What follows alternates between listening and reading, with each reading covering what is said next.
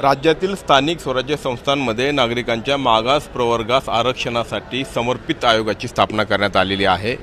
या समर्पित आयोगाचं कामकाज अतिशय धीम्या गतीनं सुरू होतं, त्याला आता कुठे गती येते असं साधारणपणे चित्र आहे। आज पुण्यातल्या काउन्सिल हॉलमध्ये या संदर्भातली सुनावणी किंबहुना नागरिकांचं म्हणणं ऐकून घेण्यासाठी म्हणून आयोगाचे प्रतिनिधी आलेले आहेत। आजच्या घडीला राज्य मागासवर्ग आयोगाचं किंवा समर्पित आयोगाचं कामकाज सुरू असताना ओबीसी आरक्षणाची स्थिती काय आहे हे आपण जाणतो आहोत। मध्य प्रदेशमध्ये आरक्षण त्याला मान्यता मिळते आणि राज्यामध्ये महाराष्ट्रामध्ये त्याला मान्यता मिळत नाही आणि मुळात कुठेतरी म्हणजे एम्पिरिकल डाटावरती घोडा आडतंय आणि त्या संदर्भात म्हणणं जाणून घेण्यासाठी आज आयोग आलेला आहे। तुम्ही तुमचं काय म्हणणं सादर केलं? आपल्याकडे वेगवेगळ्या प्रकारचे प्रतिनिधी इथे आहेत, तुम्ही काय सादर केलं? प्रशांत सुरुशे।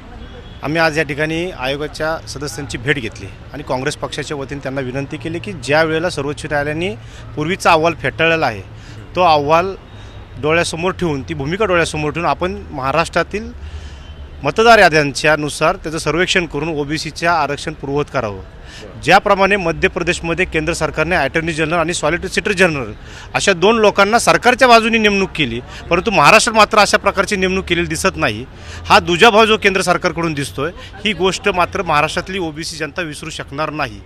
कारण मध्य प्रदेशची भूमिका मांडण्यासाठी केंद्र सरकारने सॉलिसिटर जनरल आणि अटॉर्नी जनरल अशा दोन लोकांची नियुक्ती मध्य प्रदेश सरकारची भूमिका मांडण्यासाठी नेमले, परंतु महाराष्ट्रामध्ये अशा प्रकारची केंद्र सरकारची भूमिका दिसलेली नाही।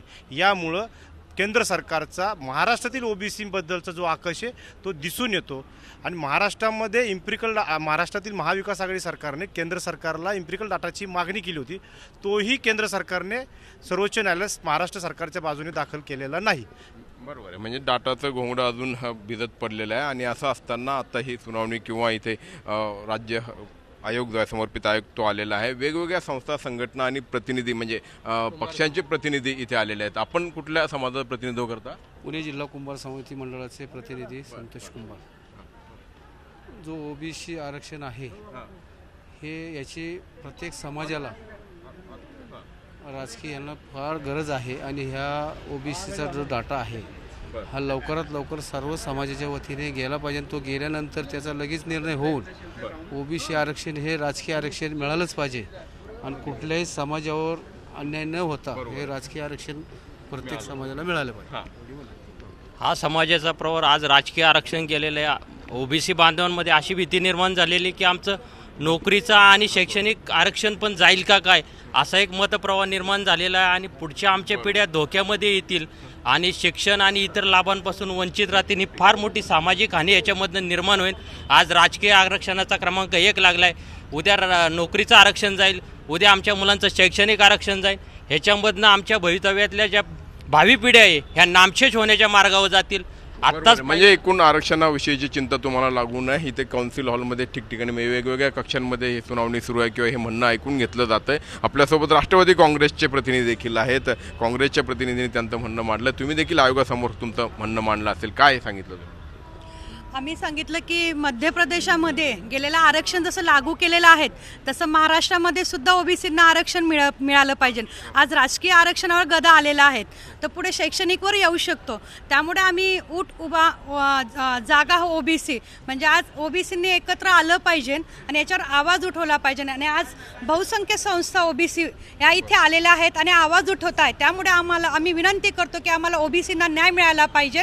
आणि पुण्यातील नगरसेवक ससानेजी आपल्यासोबत आहेत, मला सांगा की काय साधारणपणे चित्र आहे आजची स्थिती? कारण केंद्र सरकार राज्य सरकार एकमेकांवरती ढकलत आहे आणि अशामध्ये ओबीसींचं आरक्षण ढकललेलं आहे। केंद्र आणि राज्य सरकार आरक्षणाच्या बाबतीमध्ये फुटबॉल केला आहे, हे त्यांच्याकडे ढकलत आहेत, ते ह्यांच्याकडे ढकलत आहेत। परंतु महाराष्ट्र राज्यामध्ये काय आणि एकूण देशामध्ये 50% जास्त लोकसंख्या असणारा ओबीसी समाजावरती कळत न कळत जाणून बुजून त्यांचं आरक्षण घालवण्याची जी खेळी चालली, जी कोणाकडनं चालली, त्याचा आम्ही प्रथमतः निषेध करतो।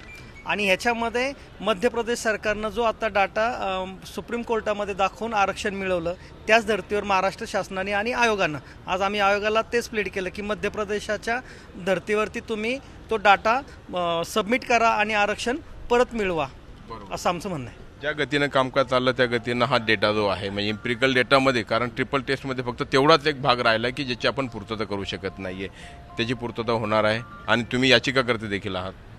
आता याच्यामध्ये आपण जर स्टॅटिस्टिक्स जर बघितल्या तर 11 मार्चला या आयोगाला टर्म्स ऑफ रेफरन्स दिलेला आहे की तुम्ही लोकल बॉडी वाईज सर्वे करा आणि इम्पेरिकल डाटा जमा करा. आता 70 दिवस झाले तरी आयोगाचं एकदम कासवच्या गतीनं हे काम चालू आहे. महाराष्ट्र सरकारच्या 4 मार्चच्या निकालानंतर मध्य प्रदेशने 7 महिन्यामध्ये आयोग नेमला आणि त्यांनी त्यांच्या आयोगाचा डाटा जमा करून आरक्षण मिळवलं. आमचं ह्या आयोगाला एकच म्हणणं आहे की आधीच्या आयोगाने जो सरल असेल, युडायस असेल, त्यानंतर गोखले इन्स्टिट्यूटचा डाटा असेल, त्या डाटाच्या आधारे जो रिपोर्ट बनवला होता तो रिपोर्ट 3 मार्चला सुप्रीम कोर्टाने फेटाळला आहे की तुम्ही हे प्रत्यक्ष तुम्ही सर्वे केलेला नाही आहे, प्रत्यक्ष एन्क्वायरी केली नाही. तर आमचं म्हणणं असंच आहे की यांनी मतदार यादीनिहाय लोकल बॉडी वाईज डाटा जमा करावा आणि त्यानुसार ओबीसीचे क्वांटम ठरवण्याचे टेबल बनवावेत आणि तो सुप्रीम कोर्टात ठेवावा, तरच ओबीसीचं आरक्षण टिकेल. आणि ही आता सगळ्यांना न्याय द्यायची जबाबदारी या समर्पित आयोगाची आहे आणि त्यांनी भारताला आदर्श दाखवून द्यावा, आदर्श असा रिपोर्ट बनवून लवकरात लवकर. खरं तर समर्पित आयोगाच्या कामकाजाविषयीच शंका उपस्थित केली जात होती, कारण त्याला फार गती मिळत नव्हती. गती तर मिळाली पाहिजे. सध्याचं जे महाराष्ट्र शासनाचं जे राज्य चालू आहे, त्यांनी जो आयोग नेमलेला आहे त्या आयोगामध्ये त्यांनी आता इम्युनिटी डेटा मिळवला नाही मिळवला, परंतु आत्ता जर लोकांमध्ये पाहिलं तर मध्य प्रदेशला ज्या पद्धतीने आरक्षण मिळालेलं आहे, आता मध्य प्रदेशमध्ये कशा प्रकारे डाटा गोळा केला, काय केला, हाही त्यांनी अभ्यास केला पाहिजे. प्लस माझी एक इच्छा आहे, जर केंद्र सरकारने किंवा केंद्र शासनाने जर मध्य प्रदेशला त्यांच्याकडचा डाटा दिला असेल तर केंद्राला माझी एक विनंती, आमच्या ओबीसीची एक विनंती आहे की केंद्राने तो महाराष्ट्रालाही द्यावा. ज्या पद्धतीने तो द्यायचा असता किंवा तो मिळायचा असता तर आतापर्यंत मिळाला असता, कारण आतापर्यंत ते घडलेलं नाही आहे. ताई, तुम्हाला काय बोलायचं आहे? नमस्कार, मी रोहिणी प्रसाद रासकर. मी एक सामाजिक कार्यकर्ती आहे. आज मी हे निवेदन देण्यासाठी याच्यासाठी आले की ओबीसी हे महाराष्ट्र हे एक पुरोगामी राज्य आहे आणि जे आरक्षणावर आरक्षण मिळाल्यामुळं निवडून आलेले आमच्यासारखे भरपूर सामाजिक कार्यकर्ते आहेत की जे समाजात तळागाळापर्यंत काम करतात आणि वरती उचलले जातात आणि त्याच्यानंतर आरक्षण जिथे येईल तिथे निवडून येतात.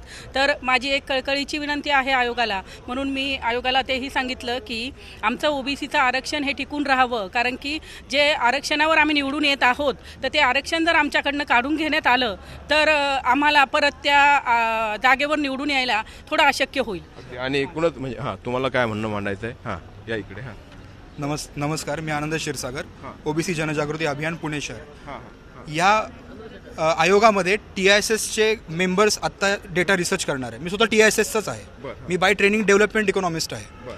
आपण हे लक्षात घेतलं पाहिजे, तुमच्या विकासाचा जो काही आलेख असतो तो फक्त आणि फक्त एका गोष्टीवर टिकतो, तो म्हणजे डेटा. डेटा नसेल तर तुम्हाला विकास करता येत नाही.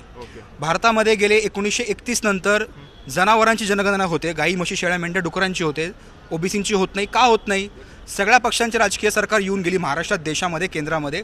का ओबीसींना मात्र वंचित ठेवण्यात येते? ह्याचं सरळ सोपं एकच आणि एकमेव कारण आहे की ओबीसींचा माणूस, त्यांचा मॉब, त्यांचा क्राऊड कार्यकर्ता म्हणून वापरा, त्यांचा मतदार म्हणून वापर करा, पण त्यांना सत्ता देऊ नका.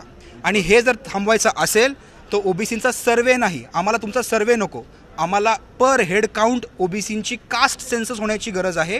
त्याच्यामध्ये खऱ्या अर्थाने ओबीसींचा एम्पिरिकल डेटा तयार होईल. एम्पिरिकल डेटाचा अर्थ काय होतो? ते काय ब्रह्मराक्षस नाही आहे. एम्पिरिकल डेटा म्हणजे जैसे थे ती व्यवस्था, ती माहिती तुम्ही आम्हाला सांगा, त्यानुसार ओबीसींची माहिती जनगणनेच्या आधारेच कळेल. नाहीतर हा आयोग या सगळ्या झूट गोष्टी आहेत, तुम्ही आम्हाला फसवू नका. ओबीसींच्या मनामध्ये अतिशय राग आहे. ओबीसींची जातीनिहाय जनगणना आवश्यक आहे आणि मग हा अहवाल तयार होऊ शकतो. तुमचं काय म्हणणं आहे?